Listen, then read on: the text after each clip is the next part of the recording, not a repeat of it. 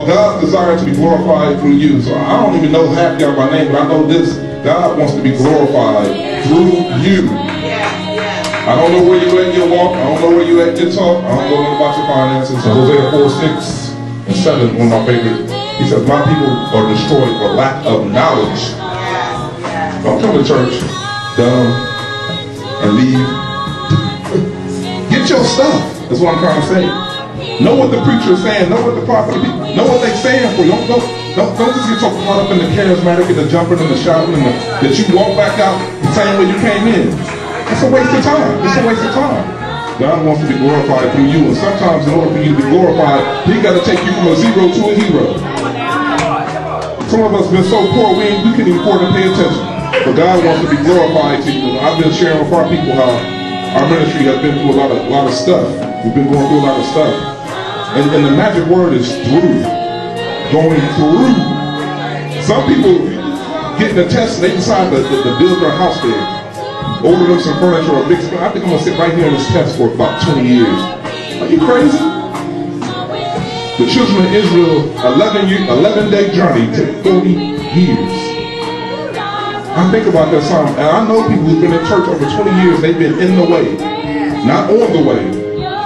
I refuse to go to church without an assignment or without a destiny. I'm not going to come in here without expecting God to do something. I'm not going to do it. I'm not going to do it. I'll sit at home and watch TV.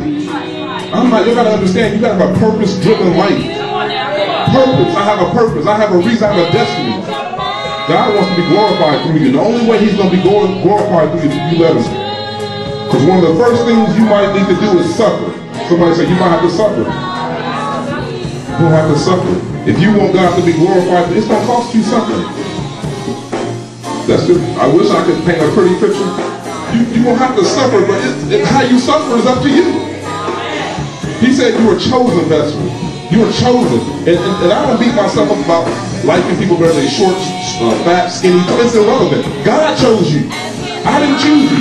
Some women beat this, I don't look pretty, I don't just, God chose you. Some of these men think you ain't strong enough, you don't make enough money, you don't drive. God chose you. If we can get that one thing, that will be, the body of Christ suffers from insecurities. Another thing you might have to do is you have to die to yourself. What does that mean? There's things that you like and you've been liking them since before you were saved. And He said all things become new. You have to die to you. There's some things that you just like about yourself. I don't know what kind of, we sung a song and I love singing songs to set people up. We was talking about that God is Lord. So guess what? If He's Lord, guess what He can do?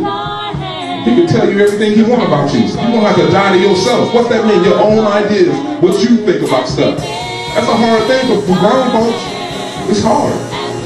But you ain't going to Jesus. You have to die to yourself. We can just get to the point where we understand what God just wants to bless you. That's all. It's amazing how much stuff God got to do to bless you.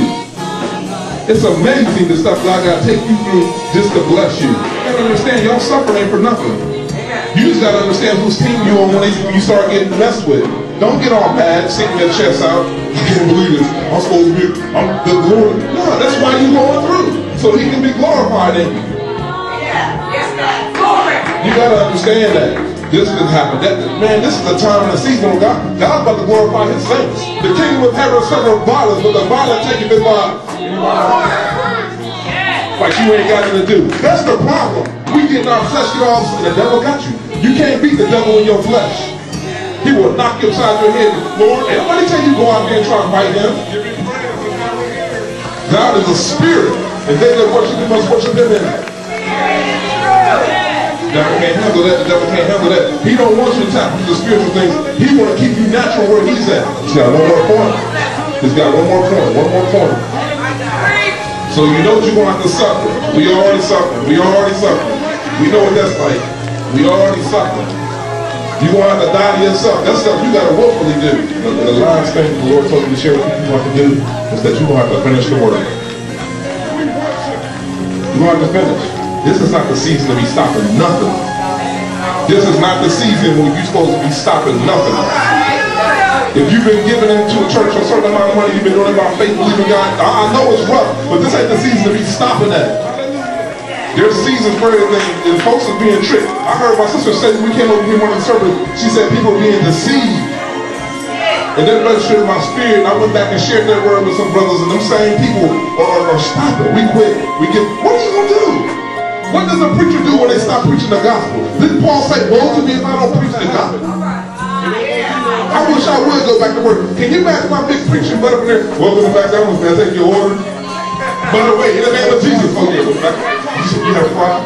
What am I going to do? What are we going to do? Where we going to go? Where we going to go? What sister that doesn't go sing it? What you up there with these? The Lord is my shepherd. Oh, what you said with Biggie songs? When God has called you to do something, you can't go back. Ain't no going back. That's why I call back. You're going to have to be a finisher. Look at somebody and say, you're going to have to finish. I may not have started it, but I'm going to finish it. God started. It's God's business. Luke 14:26. Well, I'm going to Philippians. Philippians, be confident in this very thing that he which hath begun a good work in you will perform it to the day of Jesus Christ. These are things that you can gain to stand on when you're going through. Like you didn't choose to be here. It wasn't your choice.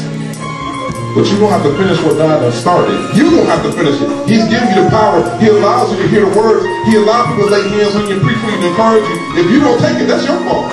You come to the church, sit in the seat, get back up, walk back out. This is 50 years as you came in here.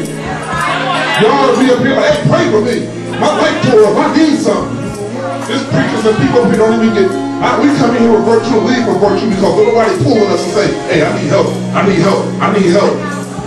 You sit here and say, well, maybe next time. It ain't going to be no next time. Tonight is the night. Today is the day of your salvation.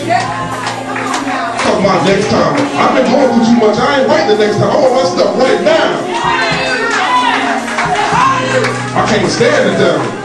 I'm going to shout all over his head and show him what I think about everything he done done to me. Folks in there complaining. You feed the devil when you complain. You better off using them same lips and vocal cords to praise God.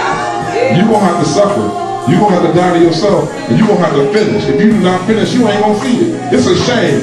It's a song that the old mothers would sing when church was going, God did not bring you this far to leave you. He did not bring you this far to all of a sudden, look, forget you was there. Job had to wait 41 chapters before he got his devil for his trouble, but he got it. That's why you got your Bible to understand that no matter what you're going through, you can't be no bisexual. You understand that? You can't be with Jesus one day and the devil the next day. You're going to have to choose who you're going to walk with.